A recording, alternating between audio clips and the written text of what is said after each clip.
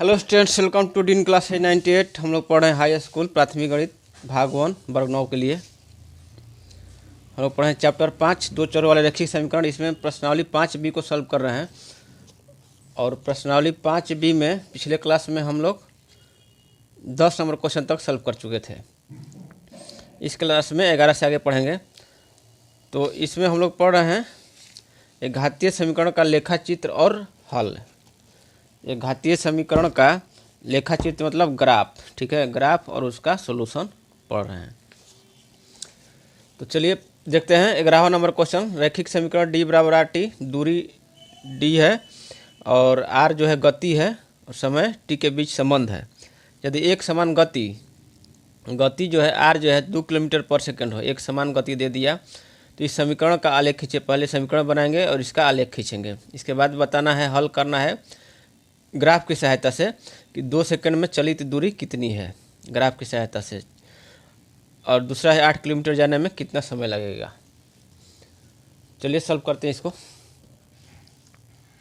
तो रैखिक समीकरण डी बराबर आर टी जो है उसको पहले हम समीकरण बना के लिखते हैं। समीकरण तो वह है ही, लेकिन जो है एक्स वाई में लिख देने पर समीकरण जैसा लगने लगता है। तो ये आपका हो गया। समीकरण क्या है? रैखिक समीकरण डी बराबर है आर टी, डी बराबर आर टी, ठीक है। तो डी को जो है हम वाई अक्ष निरूपित कर देते हैं, डी को वाई अक्ष मान लेते हैं।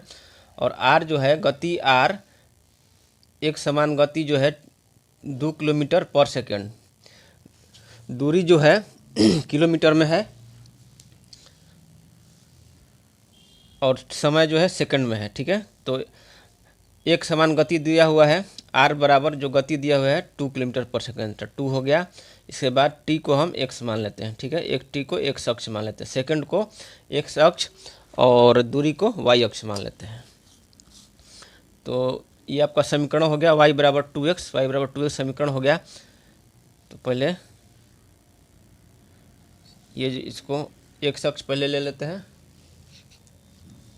ये आपका हो गया एक्स अक्ष हो गया और ये हो गया वाई अक्ष हो गया। दूरी और समय है तो निगेटिव में तो जाएगा नहीं, तो ये आपका हो गया एक्स अक्ष और ये हो गया वाई अक्ष। अब जो एक्स अक्ष है किसको निरूपित करता है? ये सेकेंड समय को निरूपित करता है। ये आपका हो गया समय है किस में है? तो सेकंड में है। समय जो है सेकंड में है, समय सेकंड में है। और दूरी जो है ये दूरी जो है ये किलोमीटर में है, दूरी किलोमीटर में है। अब जो है हम 1 सेंटीमीटर को 1 इकाई ले लेते हैं। यहाँ लिख देंगे कि 1 सेंटीमीटर बराबर 1 इकाई लेने पर 1 इकाई ले लेते हैं, ठीक है। तो 1 सेंटीमीटर बराबर 1 इकाई लेते हैं। तो पहले हम 1 2 3 4 5 6 से इसको डिनोट कर लेते हैं। तो आपका देखिए ये आपका हो गया 1, ये आपका 2, ये आपका 3 4, कितना तक जाना है? 8 किलोमीटर तक है, तो 8 तक तो लेना ही पड़ेगा। 4 5 6 7 8 ये आपका हो गया। इसके बाद वाई अक्ष पर, इसके बाद जो वाई अक्ष पर ले लेते हैं, कम से कम 8 तक ले जाएंगे, ताकि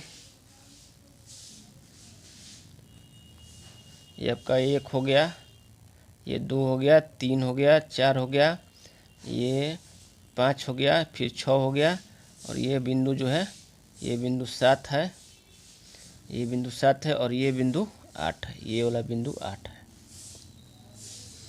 तो इसको हमको वाई अक्ष को और आगे बढ़ाना पड़ेगा और थोड़ा सा नीचे लेना चाहिए था।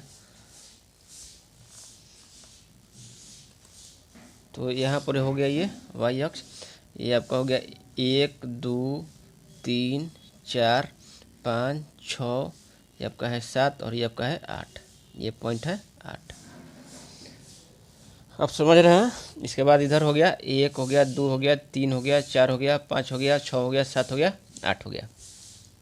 तो समीकरण y बराबर 2x अब मान सारणी बना लेते हैं, मान सारणी ताकि बनाएंगे, उसके आधार पर हम ग्राफ खींचेंगे, आलेख खींचेंगे, या इसको क्या बोलते हैं, लेखा चित्र। तो मान सारणी पहले बनाते हैं। मान सारणी के लिए ये आपका हो गया x हो गया और ये हो गया y हो गया, ठीक है। x बराबर 0 लेंगे तो एक तो 0 0 हो जाएगा, y बराबर 0 हो जाएगा। ये तो आपका ये बिंदु मूल बिंदु हो गया 0 0 0 0, इससे होकर जाएगा। इसके बाद जो है यदि x बराबर 1 लेंगे, x बराबर इसमें 1 लेंगे तो y बराबर क्या हो जाएगा, x बराबर 1 लेंगे तो y बराबर 2 हो जाएगा। और x बराबर यदि 2 लेंगे तो y बराबर 2 दूनी का 4 हो जाएगा।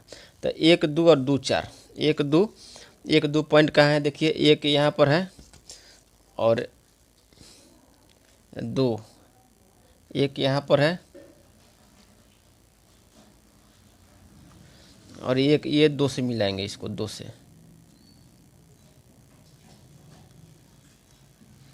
तो ये पॉइंट हो गया 1 2, एक पॉइंट मिल गया 1 2, और दूसरा पॉइंट क्या है 2 4, x पर 2 और y पर 4, x पर 2 हो गया y पर 4। तो यहाँ से 90 डिग्री का इसका कोण बनाएंगे, नहीं तो सीधा रेखा खींचेंगे। अगर सीधा रेखा नहीं खींच पाते हैं तो 90 डिग्री का यहाँ पर कोण बना लीजिए, तो सीधा रखा जाएगा। इसके बाद 4 से फिर 90 डिग्री का कोण यहाँ पर बनाएंगे, तो ये आपको कहाँ कटेगा, यहाँ पर कटेगा। ये है बिंदु 4 है, ठीक है, ये बिंदु 4 है। तो जहाँ से बिंदु है वहीं से खींचेंगे, ताकि जब ग्राफ खींचेंगे जो हम उसको सटीक आना चाहिए, क्योंकि हमको फिर 2 सेकंड में चलित दूरी ग्राफ की ही सहायता से निकलना है, और 8 किलोमीटर जाने में कितना समय लगेगा वो ग्राफ से ही पता करना है। तो इसलिए अब हम इसको इस ग्राफ खींच देंगे। यहाँ एक 0 0 है और दोनों बिंदु, तीनों बिंदु को मिला देंगे, ठीक है। तो ये आपका हो गया y बराबर 2x। अब चूँकि जो है हमको 8 तक ले जाना है तो इसको और आगे बढ़ाएंगे और इसको आगे बढ़ाएंगे, ठीक है, यहाँ तक हो गया। तो ये आपका हो गया ग्राफ हो गया। तो समीकरण का आलेख खींचे, समीकरण पता चल गया, समीकरण d बराबर RT y बराबर 2x। तो इसका आलेख खींच दिए। अब जो है बताना है कि 2 सेकंड में चलित दूरी कितना है। तो 2 सेकंड, देखिए समय किधर है, यहाँ पर 2 सेकंड है। तो 2 सेकंड से 2 सेकंड में 2 सेकंड यहाँ पर है, तो इसको जो है हम ग्राफ जो है, ग्राफ पर इसका ग्राफ से देखेंगे कहाँ पर मिल रहा है। तो ये बिंदु जो है 4 से मिल रहा है, ठीक है। यहाँ से ये दूरी वाला पर देखेंगे कहाँ मिलेगा, ये 4 पर मिलेगा ये। तो आपका पहला का आंसर हो गया, पहला का आंसर हो गया, पहला का आंसर हो जाएगा 2 सेकंड में चलित दूरी जो है 4 किलोमीटर हो जाएगा। दूरी जो है कितना में, 4 किलोमीटर में। तो ग्राफ के माध्यम से हम देख लिए। अब दूसरा क्वेश्चन है कि 8 किलोमीटर जाने में कितना समय लगेगा। तो अब देखिए कि 8 किलोमीटर जो है y अक्ष को किलोमीटर से, y अक्ष जो है किलोमीटर को डिनोट करता है। तो 8 किलोमीटर यहाँ पर है, 8 किलोमीटर यहाँ पर है। तो 8 किलोमीटर से यहाँ से सीधा रेखा खींचेंगे और देखेंगे ग्राफ में ये किस बिंदु पर मिल रहा है, ठीक है। तो किस बिंदु पर मिल रहा है सीधा रेखा खींचेंगे, नहीं तो यहाँ से एक 90 डिग्री का कोण बनाएंगे। कैसे 90 डिग्री का कोण बनाएंगे, यहाँ से एक प्रकार लेंगे और इसे प्रकार खींचेंगे। इसके बाद यहाँ पर 60 काटेंगे, इसके बाद 120, इसके बाद दोनों का बीच करेंगे तो यहाँ आएगा और इसको मिला देंगे तो 90 डिग्री हो जाएगा। यानी कि सीधा रेखा खींचना है, सीधा रेखा खींचेंगे और तो ग्राफ पर कहाँ वो मिल रहा है, कहाँ उसको काट रहा है, ठीक है। एक सीधा रेखा खींच देते हैं, नहीं तो 90 डिग्री का कोण बना लेंगे।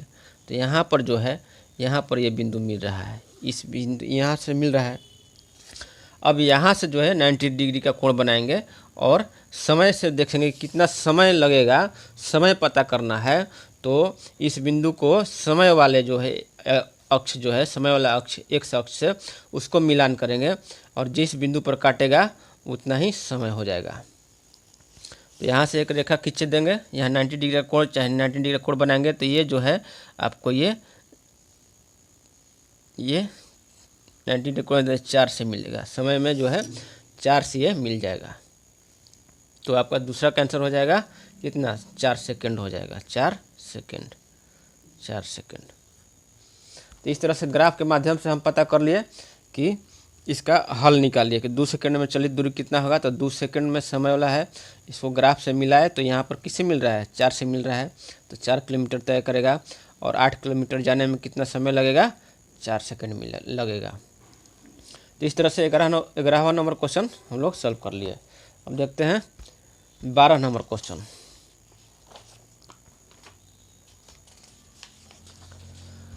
12 नंबर क्वेश्चन है कि रैखिक समीकरण d बराबर m बटा v, जहाँ पर ये d क्या है, घनत्व है, ठीक है। d जो है घनत्व है, द्रव्यमान जो है m जो है द्रव्यमान है, और आयतन जो है v के बीच का ही संबंध है। तो d बराबर m बटा में v, ठीक है। यदि मीट्रिक पद्धति में d बराबर 1, एसआई पद्धति या मीट्रिक पद्धति में d बराबर 1 है, तो d बराबर 1 है तो 1 बराबर m बटा v, तो m क्या हो जाएगा, v बराबर m हो जाएगा। अब जो है v को हम y अक्ष मान लेते हैं और m को x अक्ष मान लेते हैं, ठीक। तो y बराबर x जो समीकरण प्राप्त हुआ, इसी का हमको आलेख खींचना है। आलेख खींचे तो आलेख खींचना है, इसके आलेख से बताएं कि 1 घन सेंटीमीटर पानी का द्रव्यमान क्या होगा। तो v जो है आयतन मान लेते हैं, y अक्ष माने हैं, तो v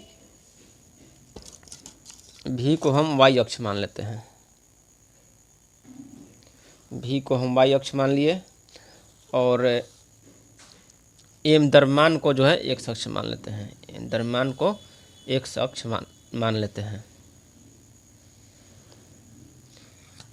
ये आपका मूल बिंदु हो गया 0 0 0 0 और ये y बराबर x है। तो इसके बाद जो है 1 सेंटीमीटर बराबर 1 इकाई मान लेते हैं। यहाँ लिख देंगे कि 1 सेंटीमीटर बराबर 1 एकक या 1 इकाई, 1 इकाई लेने पर 1 सेंटीमीटर बराबर 1 इकाई यहाँ पर लिख देंगे अपना ग्राफ के लिए। तो ये आपका हो जाएगा 1 सेंटीमीटर बराबर 1 इकाई। यहाँ पर हो गया 1, यहाँ पर हो गया 2, यहाँ पर 3 हो गया, यहाँ पर 4 हो गया। चूँकि हल भी निकालना है इसलिए हमको जो है सटीक जो है 1 सेंटीमीटर बराबर 1 इकाई लेना पड़ेगा। तो इसलिए सटीक ग्राफ बनेगा और आपका सटीक हल भी मिलेगा।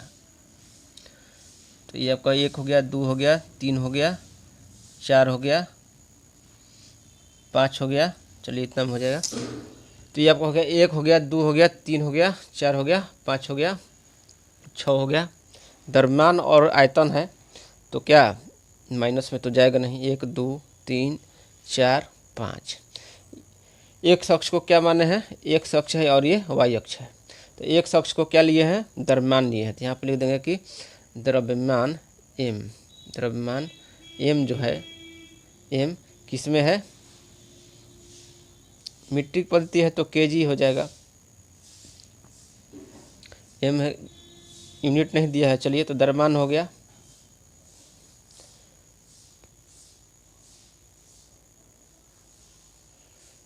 ये द्रव्यमान हो गया और ये आपका ये कौन सा है, ये v है, v आयतन है। ये आपका हो गया आयतन v, ये आपका किस में है, तो ये घन सेंटीमीटर में है, घन सेंटीमीटर में ये आयतन है। और द्रव्यमान के किस में हो जाएगा, द्रव्यमान आपका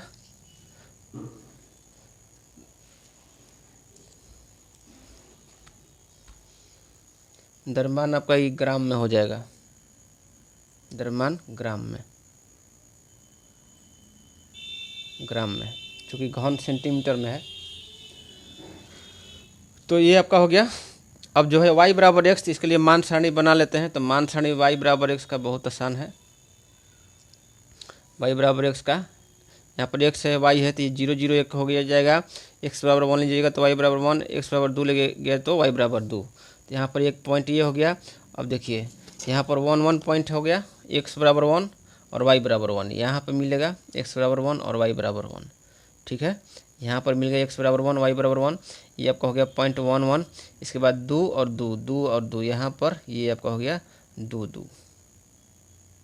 तो y बराबर x का इसका ग्राफ हो जाएगा 45 डिग्री से होते हुए जाएगा y बराबर x, ठीक है। तो ये आपका हो गया y बराबर x।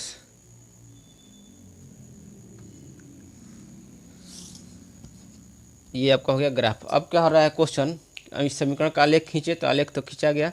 अब आलेख से बताएं कि 1 घन सेंटीमीटर पानी का द्रव्यमान क्या होगा। तो 1 घन सेंटीमीटर यहाँ पर है, 1 घन सेंटीमीटर, ये घन सेंटीमीटर है, यहाँ 1 से मिलाते हैं तो कहाँ से मिलेगा, 1 चूँकि ग्राफ भी खींचे हैं तो ये आपका 1 से मिल रहा है। 1 से 1 घन सेंटीमीटर है तो 1 को मिलाए हम ग्राफ से मिलाएंगे, तो ग्राफ से मिलाएंगे जहाँ पर मिलेगा उस बिंदु को अब द्रव्यमान वाला एक्सिस पर उसको मिलाएंगे, कहाँ पर मिलता है। तो ये आपको 1 से मिल रहा है, तो आपका आंसर हो जाएगा आपका 1 घन सेंटीमीटर का 1 ग्राम हो जाएगा। आंसर हो जाएगा 1 ग्राम। 1 घन सेंटीमीटर पानी का द्रव्यमान यहाँ लिख देंगे कि अतः 1 घन सेंटीमीटर पानी का द्रव्यमान जो है, सेंटीमीटर पानी का द्रव्यमान बराबर 1 ग्राम में है। तो इस तरह से हम लोग जो है 12 नंबर क्वेश्चन सॉल्व कर लिए। अब अगले क्लास में जो है 13 नंबर क्वेश्चन को 12 तक सॉल्व कर लिया, अगले क्लास में 13 नंबर को अच्छे ढंग से इसको बताएंगे, ठीक है। एक क्लास में पूरा इसको बताएंगे ठीक से। तब तक के लिए धन्यवाद।